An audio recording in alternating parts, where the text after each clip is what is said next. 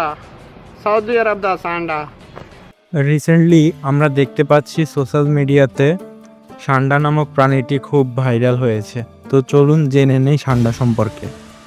সান্ডার English name হচ্ছে Egyptian spiny tail Lizaad, যাকে আরবিতে দব্ব বলা হয়।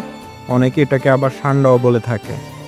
এটির প্রধান আবাসস্থল হচ্ছে সৌদি আরব, মিশর সহ মধ্যপ্রাচ্যের মরুভূমিগুলোতে। এটি প্রাচীনকাল থেকেই আরব বেদুইনদের মাংসের চাহিদা মিটিয়ে আসছে। একবার রাসূলুল্লাহকে সান্ডা পরিবেশন করা হয়েছিল, কিন্তু তিনি খাননি, তবে তিনি নিষেধও করেননি। সাহাবীদের মধ্যে কেউ খেয়েছেন। এদের মধ্যে অনেক প্রজাতি রয়েছে যারা মাংসাশী, কিন্তু এই সান্ডা নামক প্রাণীটি পুরোপুরি নিরামিষভোজী। তারা ঘাস, পাতা, শাকসবজি, ফুল খেয়ে বেঁচে থাকে।